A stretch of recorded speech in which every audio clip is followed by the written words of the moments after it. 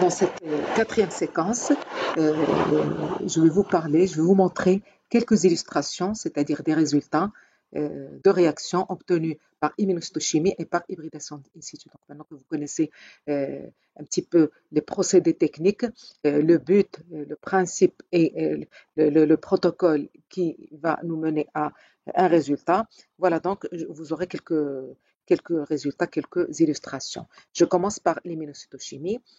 Alors, bien sûr, pour l'immunohistochimie, on a dit que on va détecter un antigène donné dans une population neuronale grâce à des anticorps spécifiques qu'on aura fabriqués.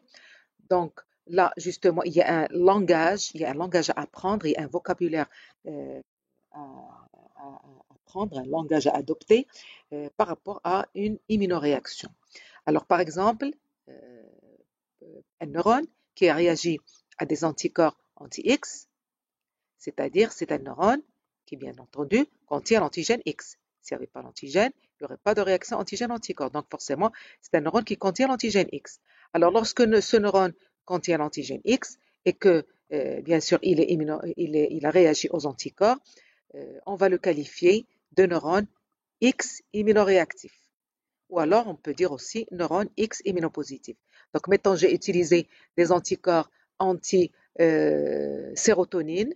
Donc, si le neurone a réagi à des anticorps anti-sérotonine, le X c'est la sérotonine, on va dire que le neurone contient de la sérotonine, l'antigène lui-même, et on va dire que ce neurone, donc ce qui veut dire que ce neurone est sérotonine immunoréactif ou bien neurone sérotonine immunopositif. Donc ça c'est une façon d'appeler, de désigner les neurones ou donc les entités cellulaires qui ont immunoréagi, donc qui ont réagi dans une réaction immunohistochimique. Donc suite à une réaction immunohistochimique, si j'ai un neurone qui a réagi à un anticorps, ça veut dire qu'il a un anticorps X, on va dire que ce neurone est X immunoréactif. Alors, pour vous donner des exemples concrets, là, par exemple, sur des coupes passant par l'hypothalamus, par l'hypothalamus médian, en particulier par l'hypothalamus basal, où là on trouve, donc vous avez au milieu le troisième ventricule, vous avez le noyau arché, le ventromédian et le dorsomédian hypothalamique, et en bas, vous avez l'éminence médiane. Donc sur des coupes de cerveau-drap passant par cette partie de l'hypothalamus, on a réalisé une immunocytochimie, une immunoréaction, utilisant des anticorps dirigés contre une grosse protéine qui est la pro-opiomélénocortine. Donc, bien sûr, j'en parle parce qu'il sera question de POMC dans votre cours, puisqu'il intervient dans différentes régulations neuroendocrines, neurobiologiques, telles que le contrôle de la reproduction et le contrôle de la prise alimentaire. Alors, donc, on a utilisé des anticorps anti-POMC, voilà, donc des anticorps primaires anti-POMC, puis un anticorps secondaire marqué à la HRP, donc à la peroxydase. On a utilisé par la suite le substrat diaminobenzidine intensifié au nickel aminosulfate. S'il y a des neurones qui ont réagi avec cet anticorps, eh bien j'aurai en principe un précipité violet. Alors regardez sur la photo, donc on a pris la photo sous microscope après la réaction utilisant des anticorps anti-POMC. Alors voilà donc vous retrouvez ici le noyau arché de l'hypothalamus, l'éminence médiane à la base, et au milieu vous avez le creux, la cavité du cerveau à ce niveau-là qu'on appelle troisième ventricule. Alors qu'est-ce qu'on constate? Donc qu'est-ce que vous voyez? Vous voyez ici, de part et d'autre du troisième ventricule au niveau du noyau arché, vous voyez comme des gros points qui apparaissent, donc colorés, qui ont en fait accumulé le précipité de la DAB, donc le chromogène DAB oxydé en présence d'HRP. Donc, j'ai ces neurones qui apparaissent, disons, entre guillemets, colorés. Ce n'est pas une coloration, c'est un précipité qui est coloré, qui est concentré, qui est violet, qui est concentré dans certains neurones du noyau arché. Alors, si on prend un agrandi, par exemple, d'un de ces neurones, voilà ce que ça donne. Là, par exemple, on voit un neurone bipolaire avec un départ dendritique et un départ axonique. Et vous voyez, son cytoplasme, il est immunoréactif. Donc, je reviens au terme au terme dont je vous ai parlé tout à l'heure, puisque c'est des neurones qui ont réagi aux anticorps. Donc les points que vous voyez ici, les gros points, chaque gros point c'est un neurone en fait, avec bien sûr ses prolongements. Là par exemple, vous voyez un neurone avec son prolongement, vous en voyez un peu partout. Parce qu'un neurone en fait, il a des prolongements, il y a le prolongement axonique et les prolongements dendritiques. Alors, ces neurones qui ont donc réagi aux anticorps anti-POMC, on va les désigner par le nom neurones POMC immunoréactifs ou neurones POMC immunopositifs, ce que vous voulez, pour montrer que c'est une population neuronale POMC, mais qui a été bien sûr détectée par immunocytochimie. Donc, lorsque je parle de neurones POMC immunoréactifs, ça veut dire que j'ai mis en évidence ces neurones par immunocytochimie. Là, vous avez un exemple de réaction dite d'immunoperoxydase, puisqu'on a utilisé l'enzyme pour révéler le complexe antigène-anticorps. On parle d'immunoperoxydase. Alors, un autre exemple de réaction d'immunoperoxydase, donc utilisant toujours l'HRP, alors toujours dans la même région du noyau arché, troisième ventricule, éminence médiane et noyau arché. Alors là, sur cette groupe, on a utilisé des anticorps anti-neuropeptide Y. Alors, vous verrez aussi dans votre cours, euh, dans différents aspects fonctionnels, que ce neuropeptide est très important pour des régulations neurobiologiques, en l'occurrence neuroendocrines en relation avec la reproduction et aussi impliqué dans le contrôle du comportement alimentaire ou de la prise alimentaire. Donc là, on a utilisé des anticorps primaires qui ont été dirigés contre le neuropeptide Y, donc des anticorps anti-neuropeptide Y comme première réaction. Comme seconde réaction, un anticorps secondaire marqué à la HRP. Et on a utilisé comme substrat de l'enzyme le fameux chromogène que je vous ai dit, l'éthylcarbazole, qui va nous donner, en fait, lorsqu'il est oxydé par l'enzyme, il devient rouge. C'est pour ça que vous voyez donc, ce qu'on appelle des péricaryotes, des corps cellulaires, dans le cytoplasme concentre le neuropeptide Y qui apparaît un petit peu rougeâtre, rouge rosâtre.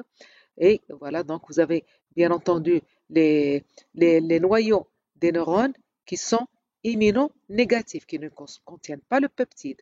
Le peptide, on le trouve en principe dans le cytoplasme. D'accord? Dans le cytoplasme. Tous les noyaux sont immunonégatifs. Le peptide, il n'est pas dans les noyaux, il est dans le cytoplasme. Donc là, vous avez aussi une population, un groupe de neurones qui ont réagi aux anticorps anti-NPY. Donc il s'agit de neurones NPY immunoréactifs ou immunopositifs. Donc là, vous avez deux exemples de peptides qu'on va aborder dans les adaptations neurologiques plus tard. Alors ensuite, vous avez un autre exemple. Donc là, dans les deux premiers exemples, c'était détecté, localisé. Donc on a pu montrer que les neurones APOMC ici sont dans le noyau arché et que les neurones à neuropeptide Y sont aussi exprimés dans le noyau arché. Alors là, je vais vous donner un autre exemple d'application de l'immunocytochimie.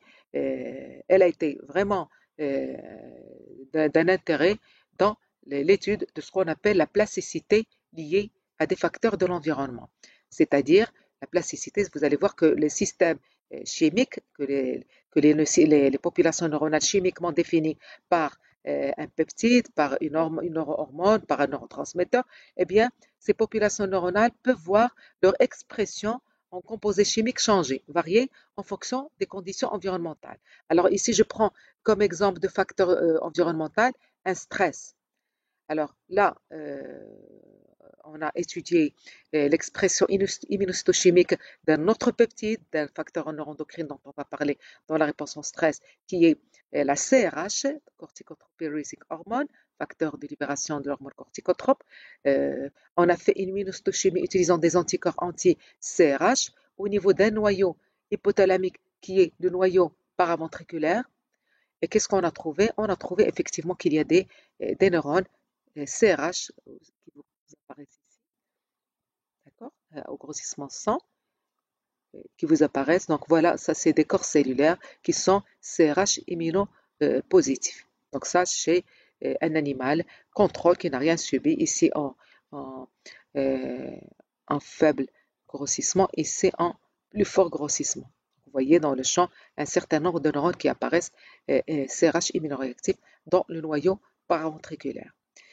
Alors, on a fait la même réaction, mais cette fois-ci, c'est un autre animal qui, lui, a subi un stress. Donc, l'animal stressé désigné par SC. Ici, c'est l'animal témoin ou contrôle. Chez l'animal stressé, on a aussi fait une immunoréaction CRH. On a appliqué des anticorps anti-CRH, puis un anticorps secondaire marqué à la peroxydase, puis le chromogène, la diaminobazidine. Et là, il y a eu un précipité dans des neurones, toujours, comme pour le contrôle. Mais la différence qu'on voit entre le contrôle et le stressé, vous pouvez le remarquer vous-même, la densité des neurones. Alors, on constate que là, par exemple, dans le champ, dans l'encadré, on voit peut-être 5 ou 6 neurones, alors qu'ici, dans le même encadré, regardez, on voit beaucoup plus de neurones qui se mettent à exprimer la CRH. À plus fort grossissement, vous voyez, déjà si on compare aussi à fort grossissement, regardez le contrôle et regardez le stressé. Donc chez le stressé, il y a beaucoup plus de neurones qui expriment la CRH, donc qui sont CRH positifs. Il s'agit de neurones CRH immunoréactifs ou immunopositifs du noyau paraventriculaire. Ça veut dire quoi? Ça veut dire que chez l'animal stressé, il y a eu une plus forte expression de la CRH. D'ailleurs, ça a été quantifié. On a quantifié le nombre de neurones chez l'animal stressé, qui est l'histogramme plein, comparativement au contrôle, et vous voyez que le nombre de neurones dépasse de loin le nombre de neurones chez le contrôle. Et on a même pu montrer que cette différence elle est significative. Vous voyez, le degré de significativité, il est reflété par les étoiles. Donc, ça veut dire que la différence, elle est très significative. Il s'agit bien d'une augmentation très significative de l'expression de la CRH, liée donc à une importante augmentation du nombre de neurones. Donc là, on a compté le nombre de neurones et on a trouvé une plus grande densité de neurones CRH immunoréactifs dans le noyau paraventriculaire, dit selon la partie qui est dite parvocellulaire, sur laquelle on va revenir plus tard. Donc, un plus grand nombre de neurones ou une importante augmentation du nombre de neurones à CRH chez le groupe stressé comparativement au groupe contrôle, le CCC. Alors, vous voyez donc, grâce à cette réaction immunohistochimique, grâce à une image, on a pu tirer une information fonctionnelle disant que le stress stimule l'expression de la CRH. Donc, si il stimule l'expression de la CRH, ça veut dire que la CRH intervient dans la réponse au stress et donc dans les régulations qui s'installent par la suite, dont on va parler plus tard. Voilà. Donc là, c'est une plasticité, donc c'est un changement, c'est une dynamique euh, euh, dans l'expression de ce facteur neuroendocrine. Voilà, comme autre application, c'est mettre en évidence une plasticité liée à un facteur environnemental. Alors, je vous donne un autre exemple, toujours en utilisant une immunoperoxydase. Et là, je sors de l'hypothalamus. Là, il s'agit d'une population neuronale qu'on a pu détecter, localiser dans une autre structure qui se situe dans le tronc cérébral, en particulier dans la partie rostrale du tronc cérébral qu'on appelle la substance noire. Alors, dans cette substance noire, on a pu montrer l'existence d'une population de neuronale qui contient un neurotransmetteur qui est une amine, qui est la dopamine. La dopamine. Alors, pour détecter les neurones à dopamine, on n'a pas utilisé la dopamine, parce que, en fait, la dopamine, je vous ai dit, c'est une toute petite molécule, et parfois, l'obtention d'un bon anticorps issu de petites molécules ne donne pas de très bons résultats. On a une réaction, mais en fait, la réaction, elle est meilleure quand j'utilise un anticorps anti-enzyme de synthèse de la dopamine, qui est la tyrosine hydroxylase. C'est une grosse protéine, c'est une enzyme, donc c'est facile de fabriquer des anticorps, des sérums très riches en anticorps, anti-tyrosine hydroxylase. Donc la surdécoupe passant par la substance noire, voilà, par la substance noire, ça représente ce niveau-là, et à plus fort grossissement on a ça. Donc au niveau de la substance noire, donc c'est la partie vraiment basale, mais au niveau du mésencéphale, eh bien on a plein de neurones, plein de corps cellulaires qui ont réagi avec les anticorps anti-tyrosine hydroxylase. Donc il s'agit de neurones TH, la tyrosine hydroxylase abrégée par la TH. Donc il s'agit de neurones TH immunoréactifs. Et les neurones qui contiennent bien sûr l'enzyme de synthèse de la dopamine, ça veut dire qu'ils contiennent de la dopamine. Donc il s'agit bien de neurones dopaminergiques. On a fait la même réaction au niveau d'une structure tout à fait rostrale dans le cerveau. au niveau de ce qu'on appelle le striatum, qui correspond à ce qu'on appelle le ganglion basal. D'accord?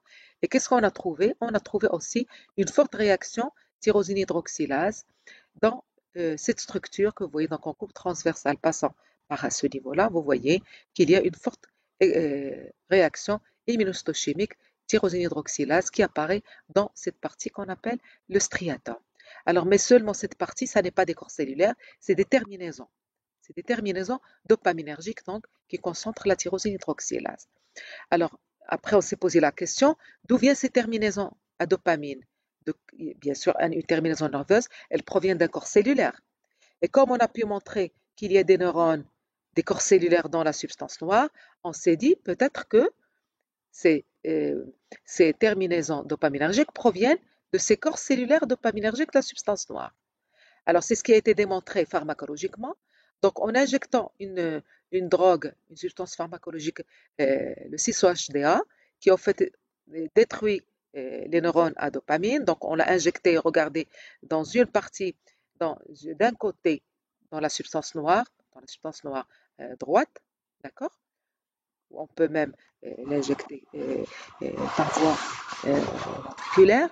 Donc, l'injection bien sûr, pour cibler juste cette population, il faut injecter cette drogue dans la substance noire. Alors, ça a été injecté du côté droit.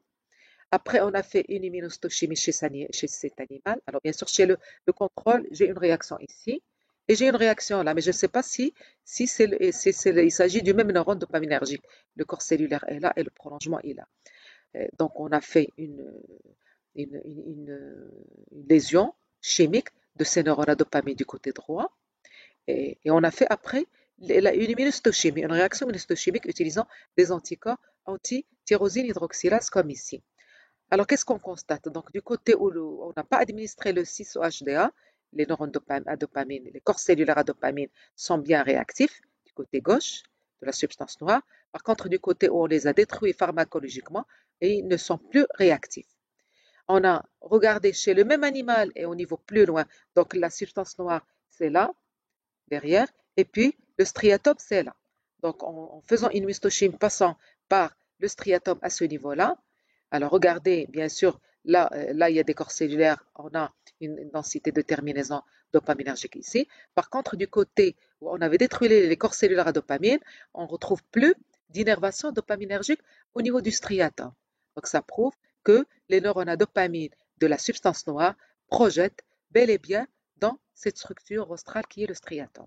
D'ailleurs, cette voie, elle fait partie des 4 voies dopaminergiques du cerveau. C'est la voie qui prend origine au niveau de la substance noire, qui se jette dans le striatum. On parle de voie dopaminergique nigro-striée, prend origine au niveau de la substance noire et se termine dans le striatum. Donc, c'est une voie dopaminergique nigro-striée. Alors, c'est-à-dire dans la substance noire, il y a les corps cellulaires à dopamine, et dans le striatum, il y a les prolongements axoniques, c'est-à-dire les terminaisons nerveuses. C'est la voie en bleu que vous voyez ici. Alors, il y a bien sûr d'autres voies sur lesquelles je ne vais pas revenir. Je vais juste insister un petit peu sur cette voie pour vous montrer, grâce à l'immunohistochimie, on a pu carrément tracer des voies dopaminergiques. Donc, mais on a pu tirer, si on veut, des cartes chimiques, des cartes neurochimiques de notre cerveau grâce à cette immunocytochimie, donc en faisant des immunoréactions de différents neurotransmetteurs. Voilà. Alors cette voie, bien sûr, j'insiste un petit peu là-dessus parce que vous avez sans doute entendu de malades parkinsoniens. Alors les malades parkinsoniens, justement, c'est des patients qui ont des troubles moteurs, qui ont des problèmes, pour faire des mouvements, ils ont donc différentes altérations motrices qui apparaissent chez ce patient. Et justement, ce Parkinson, il est lié à la mort de ces neurones, à la dégénérescence des neurones de la substance noire. Si le corps cellulaire dégénère, eh bien, la terminaison aussi, elle dégénère. Donc, en fait, chez le parkinsonien, on voit ça à peu près. C'est comme si on avait détruit ce qu'on avait détruit chimiquement chez l'animal. Eh bien, chez l'homme, ces neurones peuvent dégénérer. Donc, on n'a plus de striatum, on n'a plus de dopamine libérée au niveau du striatum. Et ce manque de dopamine fait que on a des troubles moteurs puisque la dopamine, elle est très importante dans le contrôle de la motricité, en particulier volontaire chez l'individu. Voilà donc comme autre exemple d'application de cette immunoréaction, immunocytochimie en particulier, l'immunoperoxydase.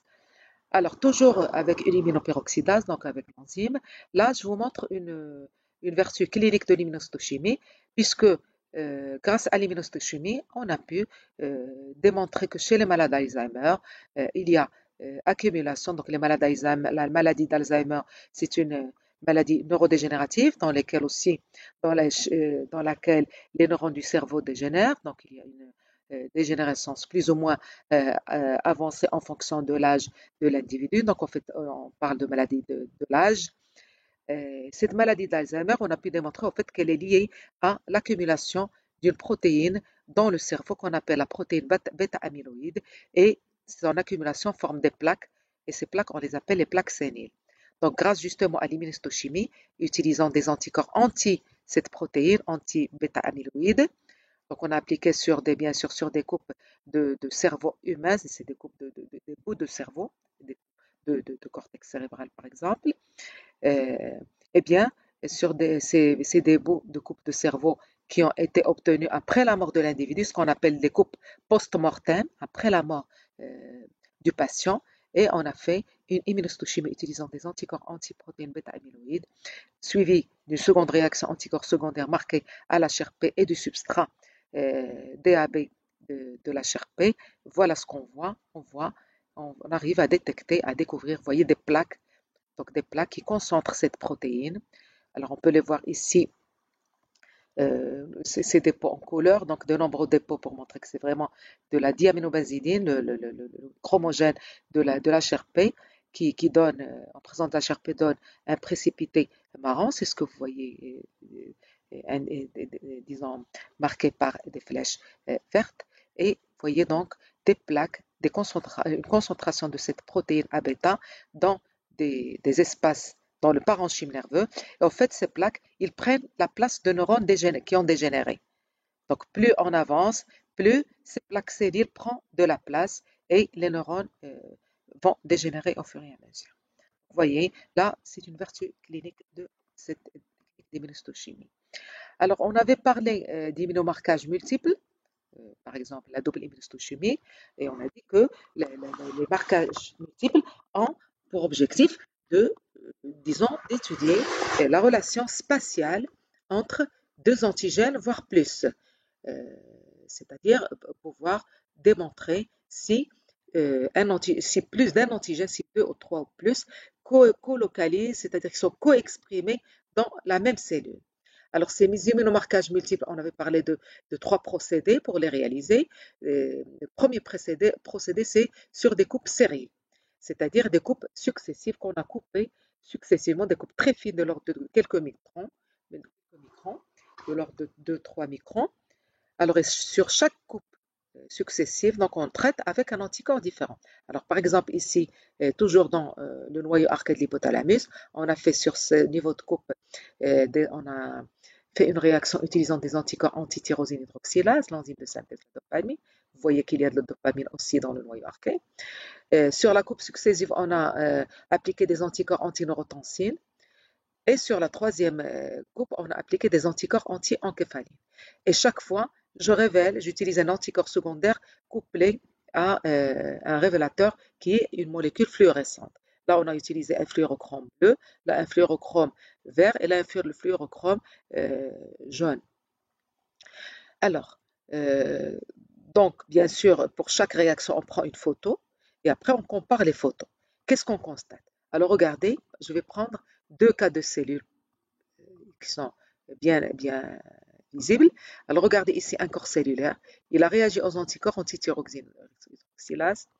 Ce même corps cellulaire a réagi aux anticorps anti-neurotensine. C'est un peptide aussi qui est fonctionnellement actif dans le noyau archaïque.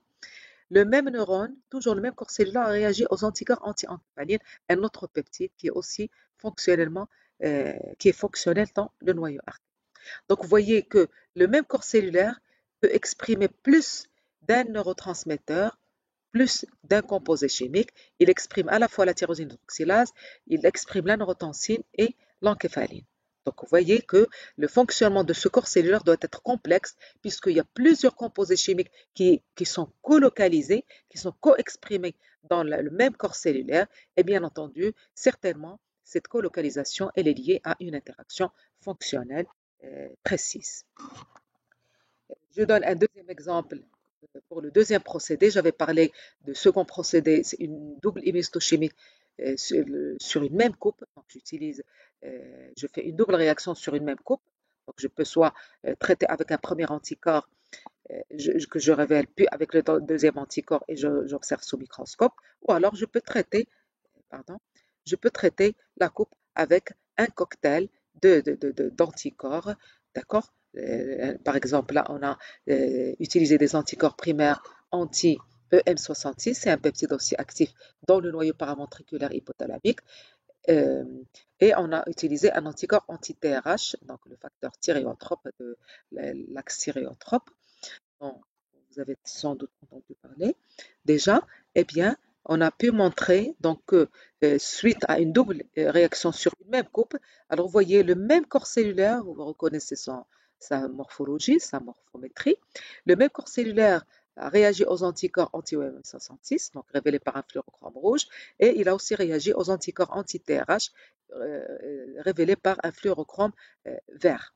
Donc, il s'agit ici d'un corps cellulaire qui est EM66 immunoréactif, et il est aussi TRH immunoréactif.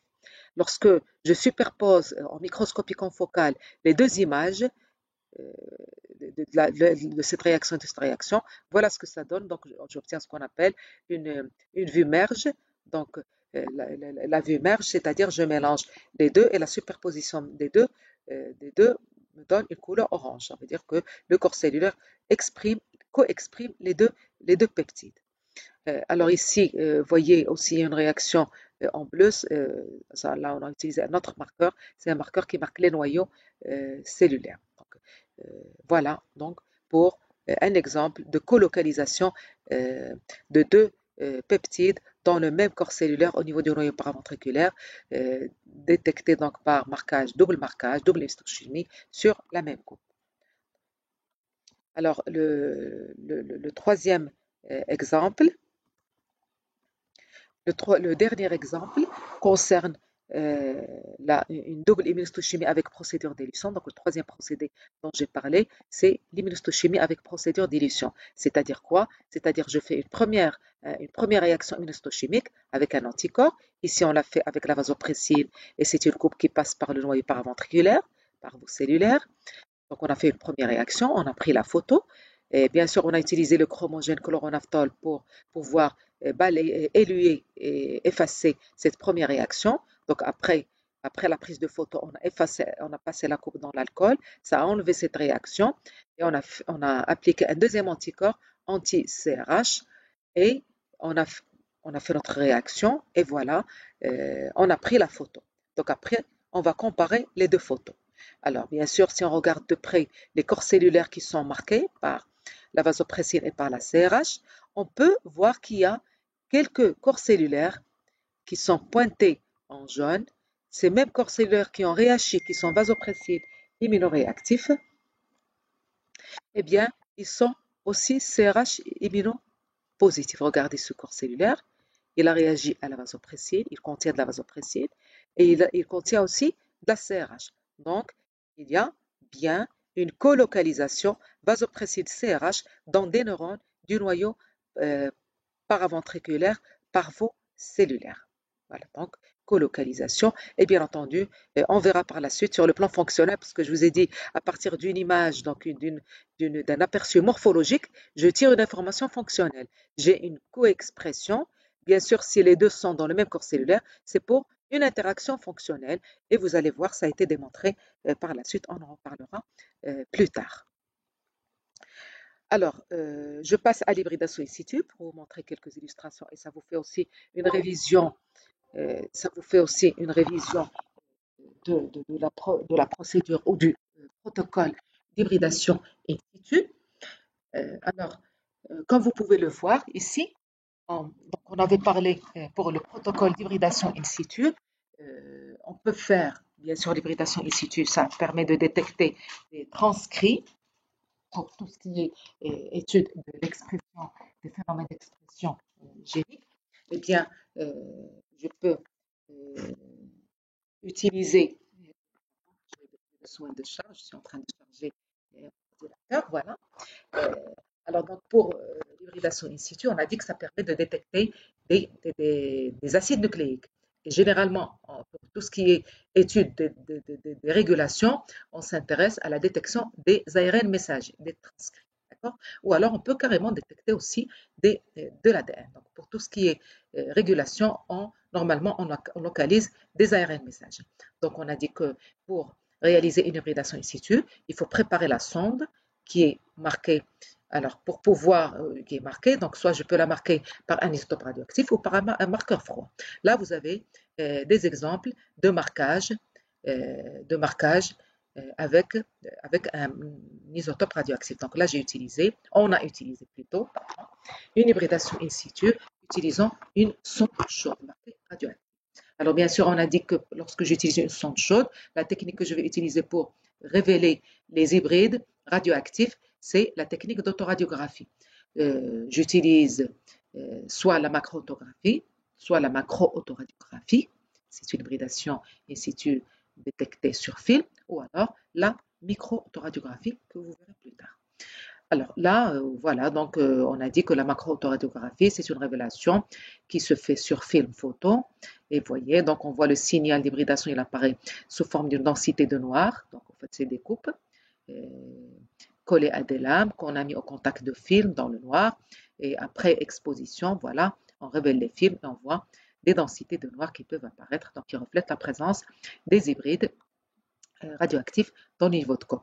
Là, c'est un seul niveau de coupe qui est agrandi pour vous montrer de près comment apparaît ce signal. Et ici, bien sûr, en inversant la polarité. Donc, tout ce qui apparaît noir apparaît, tout ce qui est clair apparaît noir et tout ce qui est noir apparaît blanc. Donc là, vous voyez, juste pour vous mettre en évidence, vous montrer de près ce signal d'hybridation, par exemple, au niveau de cette structure qui est juste en dessous du cortex cérébral, qu'on appelle l'hippocampe. Vous verrez, vous avez dû voir en anatomie. Donc voilà, vous avez une concentration, un signal d'hybridation qui apparaît dans l'hippocampe, qui apparaît d'une densité de grains noirs ou en fausse couleur, en blanc, comme ici aussi, on peut traiter ce signal dans l'hippocampe en fausse couleur, donc avec l'ordinateur, on peut représenter ce signal sous forme d'autres couleurs autres que le noir et le blanc. Alors ici, vous avez une photo, donc toujours en fausse couleur, d'un marquage par hybridation in situ, illustrant la distribution des ARN messagers du récepteur des mélanocortines. Donc, vous entendrez parler de ces mélanocortines dans le cours. Le récepteur MC3 des mélanocortines, et ceci dans le cerveau de rat. Donc, vous avez une coupe frontale passant par l'hypothalamus médian et vous voyez un signal d'hybridation pour lequel donc on a utilisé bien sûr une sonde qui reconnaît l'ARN messager de ce récepteur MC3 et vous voyez j'ai une concentration de ce récepteur et de son transcrit dans l'hypothalamus basal. Donc vous voyez que ce signal, cette densité de noir, elle a été convertie en fausse couleur dans des tons roses. Donc ici, en macro-autoradiographie, ça nous permet de faire quoi? Ça nous permet de faire ce qu'on appelle une analyse régionale des structures qui contiennent le marquage d'hybridation, le signal d'hybridation in situ. Alors, par exemple, là, le signal il est concentré dans l'hippocampe. Ici, le signal il est concentré dans l'hypothalamus basal. Donc là, on a une idée régionale où le transcrit, l'ARN, est présent sur la coupe du cerveau. Alors, un autre exemple que vous verrez en TP, donc de près, alors toujours une macro-autoradiographie, puisque là aussi on a utilisé une hybridation in situ utilisant une sonde chaude. Donc là, on a utilisé une sonde qui reconnaît l'ARN messager de la POMC, cette POMC dont j'ai déjà parlé dans l'illustration immunocytochimie. Alors là aussi, on a fait pareil. Donc, on a fait l'hybridation in situ, les différentes étapes, le protocole que vous le connaissez maintenant. Et après, donc, on a fait une révélation par macro-autographie du signal ADN-ARN messager POMC. Alors voilà, j'ai un bout de film qui contient, qui correspond au scan de la radioactivité qui est contenu dans ces coupes de cerveau. Et là, vous voyez aussi un signal qui apparaît dense, d'accord, qui apparaît foncé sous forme d'une petite tache noire, d'accord, tout à fait à la base. Donc ça, c'est le côté dorsal de la coupe, ça c'est le côté basal, côté dos, côté basal, côté dos, côté basal. Donc du côté basal, eh bien, on voit un signal noir. Qu'est-ce que ça peut être comme région? Alors, bien sûr, ça c'est la partie médiane. Donc, puisque c'est basal, cette partie, c'est forcément l'hypothalamus, donc ça ne peut être que l'hypothalamus. Voilà la partie. Donc cette partie correspond à ce schéma-là. Alors, puisque c'est tout à fait en bas, il y a un creux blanc, la cavité qui est le troisième ventricule, c'est ce creux que vous voyez, troisième ventricule, et vous voyez une tache noire qui apparaît de part et d'autre de ce creux blanc. Cette tache noire, elle est là. Donc, ça veut dire que le signal d'hybridation in situ, il est dans ce noyau-là qui est le noyau arqué de l'hypothalamus. Donc, vous voyez, à partir de cet autoradiogramme, de ce film, eh bien, on a pu tirer des informations sur la région dans laquelle on trouve le signal. Donc, la macro-autoradiographie permet bel et bien une analyse régionale des structures. Donc, qu'est-ce qu'on peut tirer comme information de cet autoradiogramme, de ce film? Qu'il y a bien la présence d'un signal d'hybridation. S'il y a un signal d'hybridation, ça veut dire que j'ai des hybrides, ADN, radioactif, ARN messager, POMC. Et je peux aussi dire que la région qui concentre ces hybrides, et donc qui concentre l'ARN messager de la POMC, c'est le noyau arqué. D'accord? Connaissant bien sûr l'anatomie de la région. Donc, la macro-autoradiographie permet une analyse régionale des structures. Et bien sûr, on peut aussi quantifier ce signal, cette densité de noir, je peux la quantifier par un logiciel sur ordinateur. La même chose pour les autres réactions et d'autres signaux que je vous ai montré. Donc, je vous ai montré. Alors maintenant, la révélation par micro-autoradiographie, donc on a dit là, on va révéler la radioactivité sur la coupe, comme pour l'immunohistochimie. Donc j'ai une concentration de la radioactivité sur la coupe elle-même. Et là, sous microscope, donc là bien sûr j'ai utilisé encore une sonde chaude sous 35, et c'est une sonde qui reconnaît toujours l'ARN messager de la POMC. Vous voyez, donc c'est tout à fait comparable à ce que vous avez vu. Si je reviens à la réaction d'immunocytochimie, regardez ce qu'on avait vu en immunocytochimie. Voilà la réaction POMC en immunocytochimie. Donc j'ai une population neuronale dans le noyau arqué qui exprime la POMC. Maintenant, par hybridation in situ, on a pu démontrer aussi que les neurones à POMC expriment, bien sûr, c'est normal qu'ils expriment le transcrit parce que c'est le transcrit qui va donner la protéine qui va être traduite par la suite en POMC. Alors voilà, donc vous avez une réaction ce signal, cette réaction d'hybridation qui est tout à fait comparable à ce qu'on a vu en immunohistochimie. Seulement là, on a utilisé l'hybridation in situ en utilisant une sonde chaude. Donc vous avez des neurones, des corps cellulaires qui concentrent l'ARN messager de la POMC. Et bien sûr, ces grains concentrés dans les différents corps cellulaires, là, donc vous avez plusieurs corps cellulaires et plusieurs corps cellulaires. La même réaction d'hybridation in situ sur un autre niveau de coupe de l'arché, mais cette fois-ci en fond noir du microscope. Et donc là, ces grains, en fait, on peut les quantifier sur ordinateur. Donc ça veut dire qu'on peut faire une étude densitométrique de ce signal. Donc, on a dit que l'avantage majeur de l'utilisation d'une sonde radioactive, c'est que la quantification est possible, donc densitométrie possible. Par contre, la morphologie du neurone, on ne peut pas l'étudier, donc morphométrie impossible à étudier. Donc, qu'est-ce qu'on peut tirer aussi là de cette photo obtenue sous microscope? Eh bien, ça veut dire que j'ai des neurones qui expriment les hybrides ADN, ARN messager POMC et que ces neurones se concentrent dans le noyau arqué. Donc, chez ces neurones, APOM qui concentrent le transcrit et ils se concentrent dans le noyau arqué de l'hypothalamus. Donc, vous voyez que, en fait, grâce à l'hybridation in situ, on a pu établir carrément une carte génique du cerveau. Avec l'immunohistochimie, on a pu établir les cartes chimiques ou neurochimiques du cerveau, avec l'hybridation, on a pu établir des cartes neurogéniques donc de tout ce qui est ADN, ARN, message. Alors là, par contre, on a pu faire une analyse cellulaire puisqu'on a vu que ces neurones qui concentrent, il s'agit bien de neurones qui concentrent les hybrides et ces neurones sont dans une structure particulière. Donc on a pu voir que les grains d'argent, que le signal, il se concentre dans des corps cellulaires du noyau arc. Alors ici vous avez un exemple d'hybridation in situ utilisant plutôt une sonde froide. Une sonde froide, donc j'aurai une réaction exactement comme l'immunohistochimie.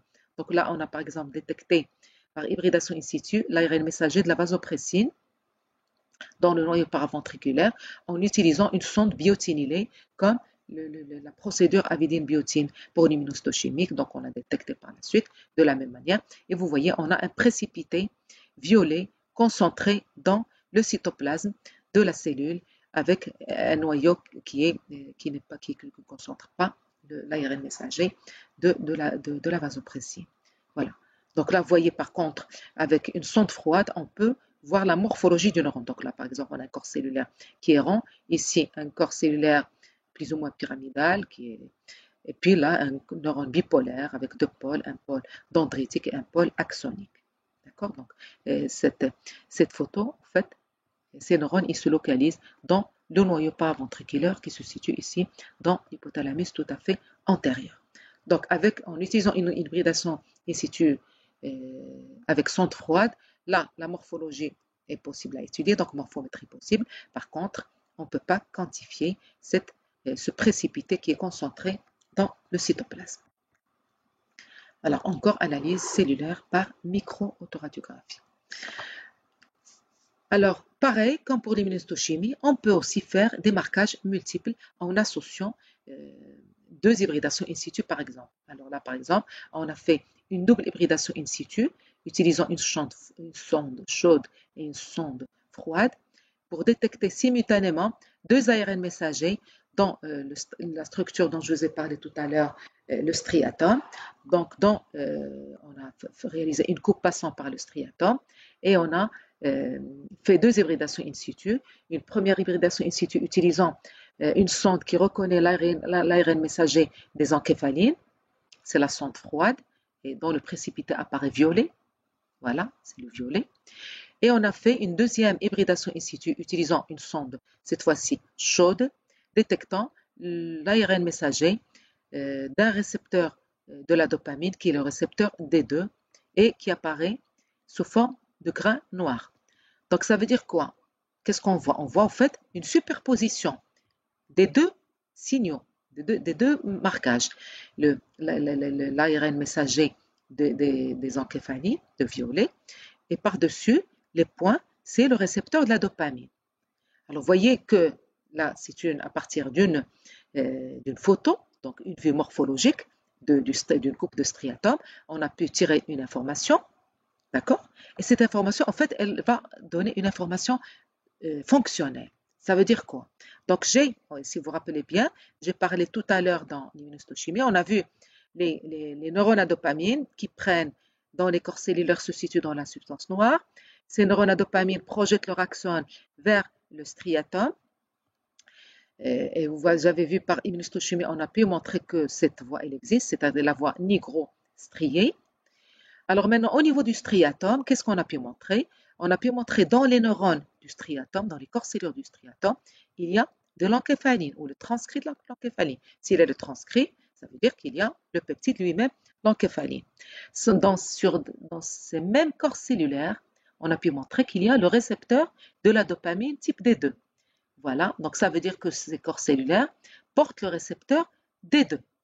Alors ça veut dire quoi? Ça veut dire que les neurones à dopamine ou les corps cellulaires dopamine de la substance noire vont pouvoir agir sur les corps cellulaires du striatum, en particulier les corps cellulaires à encéphaline, et ceci par l'intermédiaire du récepteur dopaminergique D2. Voilà, donc les neurones à encéphaline du striatum sont porteurs de récepteurs à dopamine. Ça veut dire que les neurones à encéphaline sont des neurones fonctionnellement cibles aux neurones à dopamine de la substance noire. Vous voyez que grâce à une donc à une morphologie, un aperçu morphologique de ces réactions, eh bien, on peut tirer des informations fonctionnelles. C'est pour ça qu'on parle de technique morpho-fonctionnelle. À partir d'une image, on peut tirer des informations fonctionnelles. Alors, pour finir, là aussi, vous avez un autre exemple de double hybridation in situ. Alors, tout à l'heure, c'était une sonde chaude couplée à une sonde froide. Là, c'est une double hybridation in situ froide, c'est-à-dire on a utilisé deux sondes marquées avec un marqueur fluorescent qui fluoresce sur le microscope, qui est froid. Alors, on a détecté là, vous reconnaissez toujours la coupe de l'hypothalamus qui passe par le noyau arqué. Vous avez ici le troisième ventricule, l'éminence médiane, le noyau arqué. D'accord? Alors, on a fait donc la double hybridation in situ, détectant l'ARN messager de deux peptides qui sont très importants, impliqués dans la régulation de la balance énergétique et de la prise alimentaire. Donc, qu'on trouve au niveau du noyau arché hypothalamique. Alors, ces peptides sont le neuropeptide Y, la GRP et la POMC. Alors, donc, on a fait ici, sur cette coupe, une double hybridation in situ détectant l'ARN messager codant pour le neuropeptide Y. Normalement, la sonde a été marquée avec un fluorochrome vert. Et pour la GRP, on a utilisé un fluorochrome rouge. D'accord? Alors, qu'est-ce qu'on constate? Donc, lorsque on regarde la double réaction au niveau du noyau arché, on voit que les neurones apparaissent surtout de quelle couleur? Ils ne sont ni verts ni rouges, ils sont plutôt dans les tons orange. Ça veut dire quoi? Ça veut dire que les neurones co-expriment, co-localisent les deux types d'ARN messager. Ça veut dire que dans le même corps cellulaire, on trouve du NPY et on trouve de la GRP. Alors effectivement, tous les deux, c'est des neurones qui interviennent dans le contrôle de la prise alimentaire. Vous verrez ça dans le chapitre prise alimentaire. Donc ces neurones apparaissent jaune-rose. Pourquoi? Parce qu'il y a une co-expression, co-localisation des deux transcrits dans les mêmes corps cellulaires du noyau arché. Alors le bleu, je reviens aussi, on l'a déjà vu tout à l'heure. Donc le bleu, en fait, c'est un marqueur des noyaux cellulaires. Donc c'est le DAPI de contraste bleu. Il détecte uniquement les noyaux des cellules. Vous voyez, dans le corps cellulaire, vous voyez parfois le noyau qui apparaît bleu et le cytoplasme qui est orange. Alors, sur la coupe de droite, en fait, on a fait une double hybridation in situ, détectant toujours le NPY avec une sonde marquée au fluorochrome vert et la POMC, elle, détectée par une sonde marquée avec un fluorochrome rouge. Alors, lorsqu'on fait une double hybridation sur la même coupe, qu'est-ce qu'on constate? On constate qu'en fait, le vert, les corps cellulaires verts, ils concentrent le transcrit du NPY et les corps cellulaires rouges, ils concentrent le transcrit de la POMC. On ne voit pas du tout d'orange, c'est-à-dire de superposition, de mélange des deux sondes dans le même corps cellulaire. Ça veut dire que les gènes du neuropeptide Y ne sont exprimés que dans des corps cellulaires et puis les gènes de la POMC sont exprimés dans d'autres corps cellulaires. Donc là, je n'ai pas de colocalisation. Ça veut dire qu'il n'y a pas d'interaction fonctionnelle intracellulaire entre le neuropeptide Y et la POMC dans le même neurone. Il peut y avoir des interactions intercellulaires entre deux populations, mais pas d'interaction intracellulaire. Par contre, ça veut dire que ici, le NPY et la GRP interagissent dans la même cellule. Là, ils n'interagissent pas dans la même cellule. J'ai deux populations neuronales séparées, une population POMC et une population NPY. Donc, vous voyez l'utilité de cette technique pour identifier sur le plan chimique, sur le plan génique, l'expression des populations neuronales et dans l'identification de différentes populations cellulaires. Alors là, par exemple, on a la même population neuronale qui concentre le neuropeptide Y et la GRP. Par contre, la POMC, elle est exprimée dans une autre population neuronale. Donc ici, deux populations neuronales, la population NPY et la population POMC. Donc, voilà ce que j'avais à vous dire concernant ces illustrations qui vous permettront de voir un petit peu plus clair pour vous rendre compte de l'utilité de la technique d'immunohistochimie et de l'hybridation in situ. Bien sûr, on va aborder maintenant les concepts des des adaptations neurobiologiques au stress et bien sûr, on va se servir des résultats de ces techniques pour vous démontrer pas mal d'aspects fonctionnels.